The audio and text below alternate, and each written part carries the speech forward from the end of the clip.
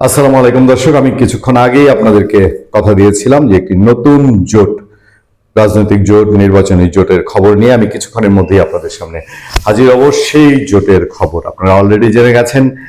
চরমোনাই পীর সাহেবের ছেলের নেতৃত্বাধীন ইসলামী আন্দোলন বাংলাদেশ, তারা জামাতে ইসলামীর সঙ্গে 11 দলীয় জোটে থাকছে না। সেই 11 দলীয় জোট ভেঙে যাওয়ার খবর মোটামুটি নিশ্চিত হওয়া গেছে। যদি সবকিছু যা ঘটছিল সেদিকে ঘটে থাকে, চরমোনাই পীরের দল ইসলামী আন্দোলনের সাথে জামাতের সমঝোতা যদি শেষ বিন্দুটুকু, কফিনের শেষ পেরেক বাকি জামাতের প্রেস কনফারেন্স করার মধ্যে দিয়ে, জামাত প্রেস কনফারেন্স করে এটা আনুষ্ঠানিকভাবে ঘোষণা দিলে পরে আর কোনো হিসাব নিকাশ থাকছে না।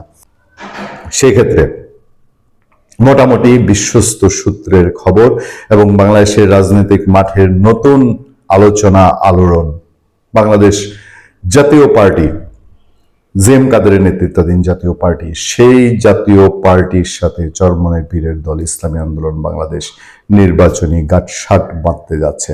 এবং এটি যদি হয় তাহলে জামাতের এতদিনের যে স্বপ্ন, জামাতে ইসলামীর এতদিনের যে আগ্রহ, সেটা ঘুরে বালি নিঃসন্দেহে অনেকটা এই আলোচনা উঠে আসে। কারণ জামাত আগামী নির্বাচনে যে কোনোভাবেই হোক দ্বিতীয় পজিশন অর্থাৎ বিরোধী দল ধরে রাখার জন্য মরিয়া, এবং সেই চেষ্টা হিসেবে জামাত ইসলামী কখনো এনসিপি, কখনো গণ অধিকার পরিষদ, কখনো বা এবি পার্টি তাদেরকে দিয়ে জাতীয় পার্টিকে নিষিদ্ধ করার আপ্রাণ চেষ্টা করেছে, কিন্তু শেষ পর্যন্ত জাতীয় পার্টিকে সরকার নিষিদ্ধ করতে পারেনি এবং বিএনপি জাতীয় পার্টি নিষিদ্ধের পক্ষে অবস্থান নেয়নি। জাতীয় পার্টি 214 জন প্রার্থীকে মনোনয়ন দিয়েছে। জাতীয় পার্টি এবং ইসলামী আন্দোলন বাংলাদেশ এই দুই পক্ষের সঙ্গে কথা বলে যেটা জানা গেছে সেটা হলো, এই দুই অংশেরই বাংলাদেশের দুটি আলাদা আলাদা অঞ্চলে ভোট ব্যাংক বা তাদের আগ্রহের যে আসনগুলো, সেই আসনগুলো জামাতের সাথে চরমোনাই পীরের যে আসনগুলো নিয়ে বিদ্বেষ তৈরি হয়েছে সেগুলো বেশিরভাগই মধ্যাঞ্চল এবং দক্ষিণাঞ্চলের বাংলাদেশের। অন্যদিকে জাতীয় পার্টির আগ্রহের সবচেয়ে বড় আসনগুলো হচ্ছে উত্তরবঙ্গে, যেখানে ইসলামী আন্দোলন বাংলাদেশের সঙ্গে জাতীয় পার্টির কোনো কনফ্লিক্ট নেই বললেই চলে। সেক্ষেত্রে এই দুই দলের একটি আগ্রহ তৈরি হয়েছে। এবং শুধু তাই নয়, এখানে নাটকীয়ভাবে আরো একটি আলোচনা আছে যে যেখানে জামাতে ইসলামী, বিএনপি, ইভেন দো এনসিপি, যারা আওয়ামী লীগের চরম বিরোধী, তারাও আওয়ামী লীগের ভোট পেতে আগ্রহী। আওয়ামী লীগের ভোট একরকম প্রকাশ্যেই তারা চাচ্ছেন যে আওয়ামী লীগ যারা সমর্থন করে, আওয়ামী লীগের যারা নৌকায় ভোট দিতেন, তারা যেন বিএনপি, জামাত বা এনসিপি কে ভোট দেয়।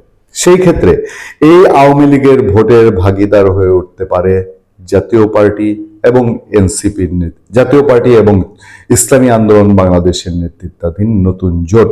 অর্থাৎ জাতীয় পার্টি ইসলামী আন্দোলনের যে নির্বাচনী জোট হবে, সেই নির্বাচনী জোটের প্রতি দিল্লি বা দিল্লি থেকে আওয়ামী লীগের হাইকমান্ডের যদি কোনো সমর্থন চলে আসে, তাহলে মোটেও অবাক হওয়ার কিছু থাকবে না বলেই রাজনৈতিক সূত্রগুলো আমাদেরকে নিশ্চিত করছে। ফলে বাংলাদেশের আগামী ভোট যদি হয়, আমি বারবারই বলছি, আগামী ভোট না হওয়ার মতন অনেক মেকানিজম, অনেক কিছু এখনো কাজ করছে এবং এখনো দৃশ্যমান বলা যায়, আরো হয়তো সামনে বড় দৃশ্যমান হবে।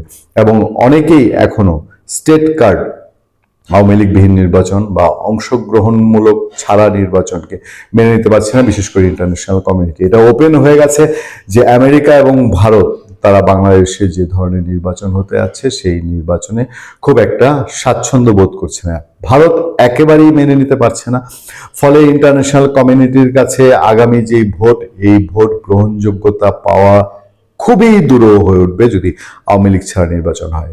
সেটা যদি না হয়, যে আরো একটি অন্তর্বর্তীকালীন সরকার বা তত্ত্বাবধায়ক সরকারের অধীনে বাংলাদেশে অংশগ্রহণমূলক জাতীয় নির্বাচন, সেটা না হয়ে 12ই ফেব্রুয়ারির ভোট ডক্টর ইউনূসের কোন রকম এক্সিটের পথ হয়ে থাকলে, সেই নির্বাচনে এতদিন যে প্ল্যান ছিল যে আওয়ামী লীগ এবং জাতীয় পার্টি বিহীন নির্বাচন, অথবা জাতীয় পার্টি নির্বাচন করলেও জাতীয় পার্টি সেকেন্ড হয়ে যেতে পারে, সেই ক্ষেত্রে জাতীয় পার্টি এবং ইসলামী আন্দোলন বাংলাদেশের একত্রিত হয়ে জোট গঠন নিঃসন্দেহে জামাত এবং তথা এনসিপির জন্য একটা বড় ধরনের দুঃস্বপ্ন হয়ে আসতে পারে। ভালো থাকবেন, সুস্থ থাকবেন। আপনার সাথে আমি আতিক রহমান, পূর্ণিয়া।